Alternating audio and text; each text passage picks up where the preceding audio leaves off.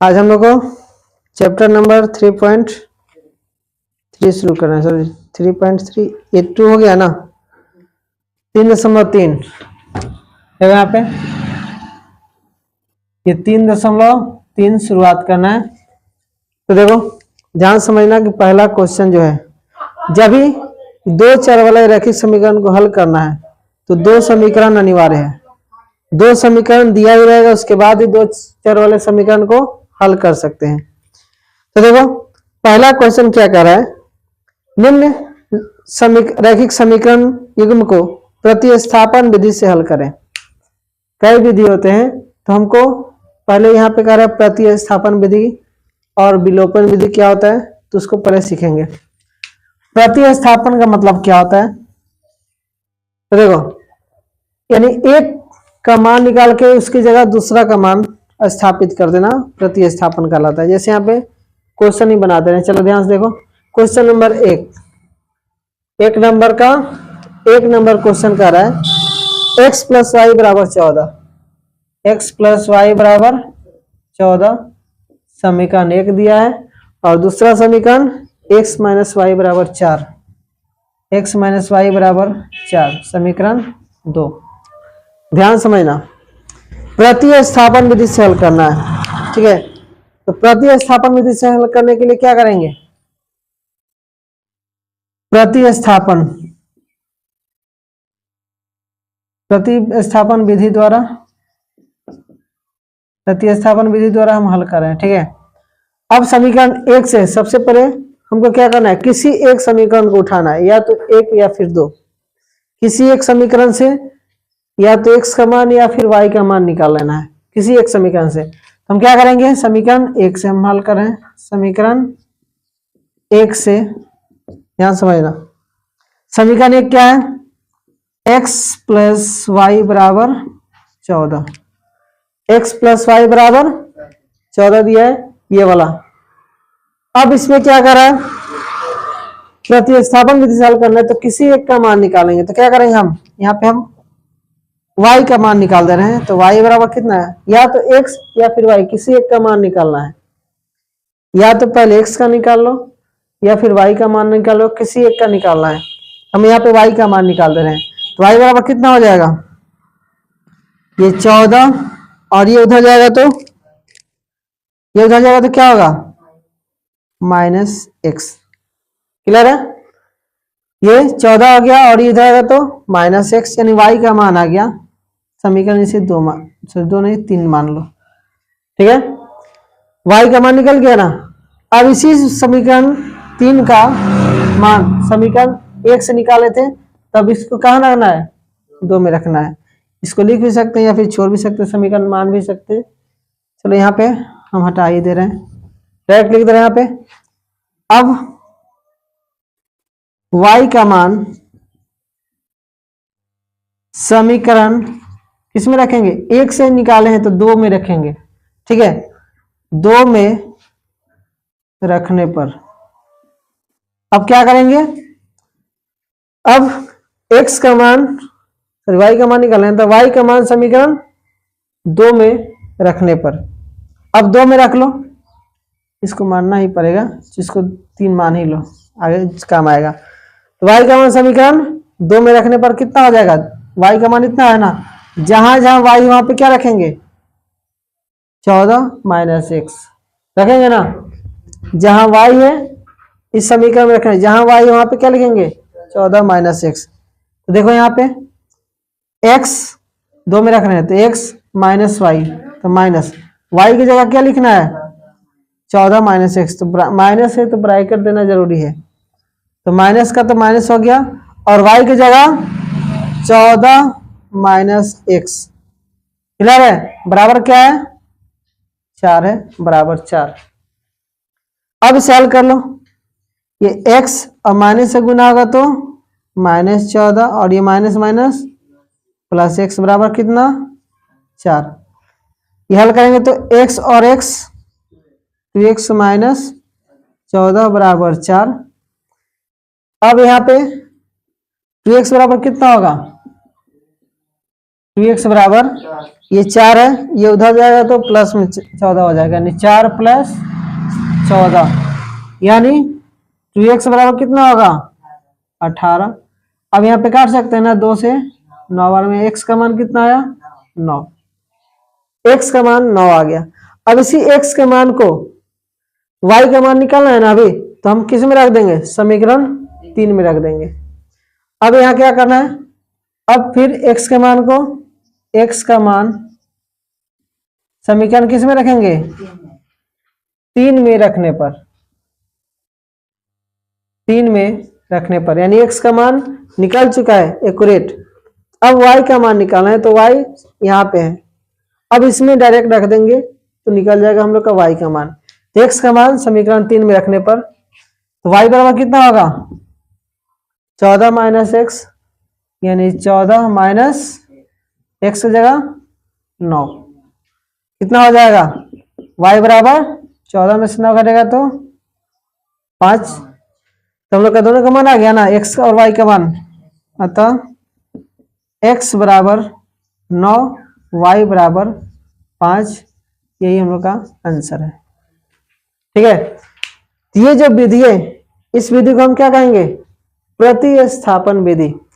प्रतिस्थापन मतलब एक को दूसरे से प्रतिस्थापित कर देना। ध्यान से देखना, जैसे क्या किए, यहाँ पे y का मान निकाल दिए और y के स्थान पर क्या कर दिए, उसको रख दिए, दूसरे समीकरण में y के स्थान पर रख दिया गया ना, इसी को हम कहते हैं प्रतिस्थापन। यानी एक का मान निकाल कर उसके स्थान पर दूसरे की जगह रख देना है, प्रतिस्थापित कर देना है, तो इसको क्या कहेंगे हम प्रतिस्थापन विधि। ये जो प्रोसेस है, इस प्रोसेस को प्रतिस्थापन विधि कहेंगे। एक बार फिर से समझो, यह है क्वेश्चन, 2 समीकरण दिया हुआ है, ठीक है, समीकरण 1 समीकरण 2, प्रतिस्थापन विधि से हल करना है, तो हम लोग क्या करेंगे, समीकरण 1 या समीकरण 2 से किसी एक को समीकरण लेंगे और उससे या तो x का मान या फिर y का मान निकालेंगे।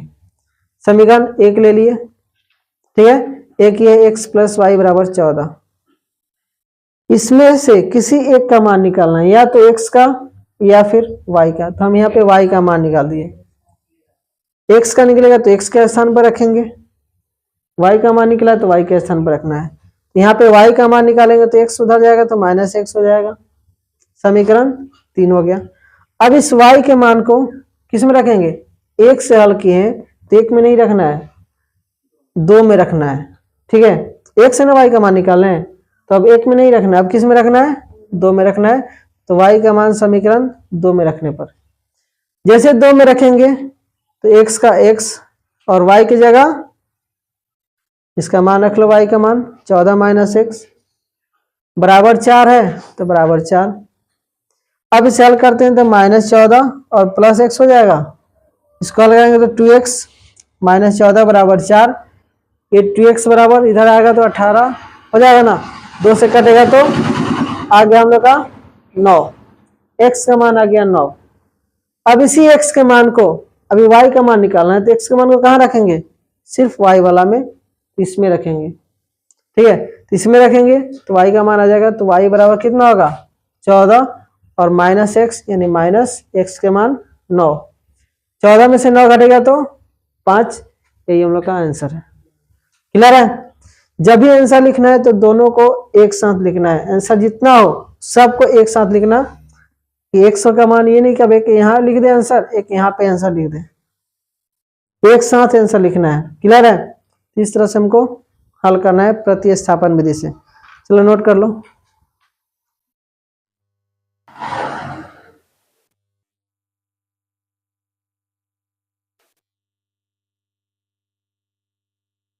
इसे प्रॉब्लम नहीं ना है किसी को, मिटा दे। अब क्वेश्चन नंबर 4 बताना है ना, बाकी सब तुम लोग बना लेना। एक और क्वेश्चन हम बता दे रहे हैं, सभी इसी तरह है, प्रतिस्थापन जो प्रयोग किया जा रहा है सब इसी तरह करना है, ठीक है। देखो क्वेश्चन नंबर 4, इसी का 1 का 4 नंबर जो क्वेश्चन है वो हल कर रहे हैं। क्वेश्चन नंबर 4 क्या कर रहा है, 0.2x प्लस 0.3y। तो यहाँ पे क्वेश्चन नंबर 4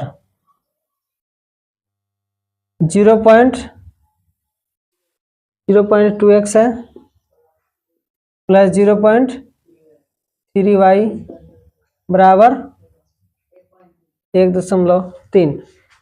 ठीक है। उसके बाद दूसरा करा है 0.4x plus 0.5y, 0.4x plus 0.5y equal to 2.3। ठीक है। ये समीकरण 1 और ये समीकरण 2 हमको प्रतिस्थापन विधि से हल करना है। तो प्रतिस्थापन विधि से हल करने के लिए हम किसी एक समीकरण से चलेंगे। हम किससे चले? समीकरण 1 से उसमें चले थे, अब की बार 2 से चल रहे हैं। ठीक है। किसी भी समीकरण से हल करेंगे। यहाँ पे प्रतिस्थापन विधि द्वारा, प्रतिस्थापन विधि द्वारा समीकरण 2 से, यहाँ समझना समीकरण 2 से हल कर रहे हैं। 2 क्या है? 0.4x प्लस 0.5y बराबर 2.3। अब क्या करना है हम लोग को? इससे किसी एक का मान निकालना है। तो अगली बार में y निकाले थे ना, अब की बार x का मान निकाल रहे हैं। ठीक है। x का मान निकालने के लिए सबसे पहले दशमलव में ही निकाल सकते हैं, या फिर चाहे तो अब बट्टा में करके अलग बिना दशमलव का भी निकाल सकते हैं। चलो देखो तो कितना हो जाएगा। x का मान निकालना है तो 0.4x बराबर, ये उधर जाएगा तो माइनस में हो जाएगा ना 2.3, और ये उधर आएगा तो माइनस 0.5y। कितना हो जाएगा? 0.5y। ठीक है। अब यहाँ पे चाहे तो दशमलव हटा भी सकते हैं। दशमलव हटाएंगे तो कितना होगा? 4x बटा 10 हो जाएगा ना। इधर 23 बटा 10 माइनस 5 बटा 10। क्लियर है? यहाँ पे y है, y रहने दो। यहाँ तक क्लियर है ना सभी को? अब क्या करना है हमको? इसको 10 को हटाना है तो 4x बटा 10। यहाँ पे एलसीएम लेंगे तो कितना होगा? 10 का 10 होगा, ये 23 माइनस 5y। अब 10 कैंसिल हो जाएगा नीचे, यानी कितना आया? 4x बराबर 23 माइनस 5y। तो x बराबर कितना है?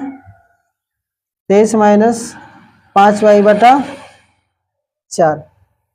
ये बट्टा में आया। तो बस इस x के मान को, इसको समीकरण 3 मान लो। यहाँ पे रखेंगे, 2 से चले हैं ना, तब 1 में रखना है। अब समीकरण यहाँ पे क्या करना है? अब x का मान समीकरण किसमें रखेंगे? समीकरण 2 से चले तो 1 में रखना है। 1 में रखने पर, 1 में रखने पर जहाँ x है वहाँ पे क्या रखना है? ये वाला मान, x का मान। तो पहला है 0.2 और x का मान कितना है? x की जगह रख लो 23 माइनस 5y बटा 4 प्लस 3y है प्लस 0.3y बराबर 1.3। ठीक है। देखो अब यहाँ भी हमको क्या करना है? यहाँ पे 2 से गुना कर लो। गुना करेंगे ना, इसको गुना करेंगे तो 23 दूना 46, 0. यहाँ पे कितना होगा? 23 दूना 46 यानी 4.6 हो जाएगा। गुना होगा तो 4.6 होगा ना, माइनस 2 पचे 10y कितने के बाद दशमलव? 1 अंक के बाद दशमलव बट्टा 4 है, बट्टा 4 प्लस 0.3y बराबर 1.3। अब इस 4 को भी हटाओ, 4 को उधर कर दे हम, तो 4.6 माइनस 1y यानी सिर्फ y लिख दे रहे हम, हो जाएगा ना। प्लस ये बट्टा 4 है तो बट्टा 4 बराबर इसको रहने दो, प्लस में 0.3y बराबर 1.3। ठीक है, अब इसका एलसीएम लेकर हल कर लो। एलसीएम कितना 4, ये हो जाएगा 4.6 माइनस वाई और प्लस 4 से गुना होगा ना, तो 4 3 12 1.2 वाई। ठीक है, बराबर 1.3। अब इस 4 को हटाएंगे तो 4.6 माइनस वाई प्लस 1.2 वाई बराबर कितना 13 चौका 52, एक अंक के बाद 5.2। अब क्या करेंगे, y माइनस वाई और प्लस 1.2 वाई घटेगा कि जुटेगा, यहाँ पे घटेगा इसमें, तो 1.2 वाई में से y घटा लेगा तो कितना बचेगा 0.2 वाई बचेगा ना, क्योंकि 1.2 वाई में से एक वाई घटा लेंगे तो 0.2 वाई बचेगा। और क्या है प्लस 4.6 बराबर 5.2, यानी ये हो गया 0.2 वाई बराबर, इसको उधर करेंगे तो 5.2 माइनस 4.6 हो जाएगा, यानी कितना हो जाएगा ये 0.2 वाई बराबर, ये घटेगा तो 12 में से 6 घटेगा तो 6, यहाँ बच गया यानी 0.6 हो जाएगा ना, 12 में से 6 घटेगा तो 6, यहाँ पे बच गया 4, 4 में से 4 घटेगा 0। अब यहाँ पे y का मान निकालना है तो y बराबर कितना होगा 0.6 बटा 0.2, दशमलव एक अंक के बाद है, यहाँ भी दशमलव एक अंक के बाद है, तो कैंसिल हो जाएगा, 2 से काटेंगे तो 3 बार, यानी y का मान कितना आया 3। अब y का मान 3 आया तो क्या करेंगे, किस में रख देंगे समीकरण 3 में। अब y का मान समीकरण 3 में रखने पर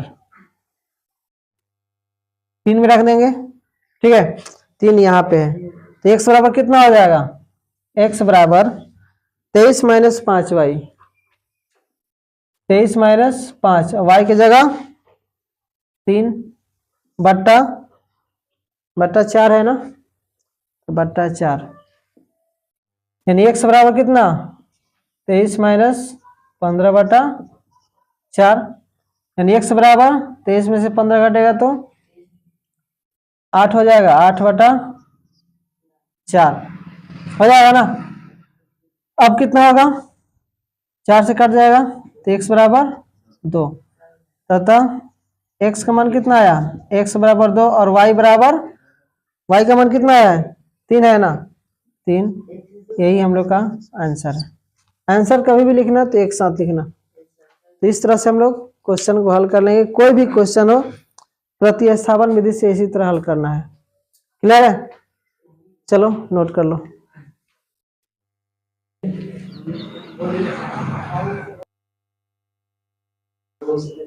ये हो गया ना, ये हो गया, कहीं प्रॉब्लम है इसमें, तो जितना क्वेश्चन है इसमें का प्रश्नावली 3.3 का 1 नंबर में जितना क्वेश्चन है 6 क्वेश्चन है, 6 क्वेश्चन बना लेना है। ये 1 का 4 है, इसको याद रखना, 1 का 4 नंबर, 1 का 4 है तो 1 और 4 बता दिए। अब तुम लोग को जो बच गया है 1 4 को छोड़कर सब बना लेना है, सब इसी तरह बनेगा। ठीक है, बाकी 2 नंबर क्वेश्चन हम अगले दिन पढ़ेंगे, 2 नंबर क्या है। वैसे तो सब बनने वाला है इसी विधि से बनेगा, लेकिन तुम लोग को पहले प्रैक्टिस कर लेना है 1 नंबर का जितना क्वेश्चन है सभी क्वेश्चन बनाकर। ठीक है, समझ आया, इसको बना लेना है। चलो रहने दो।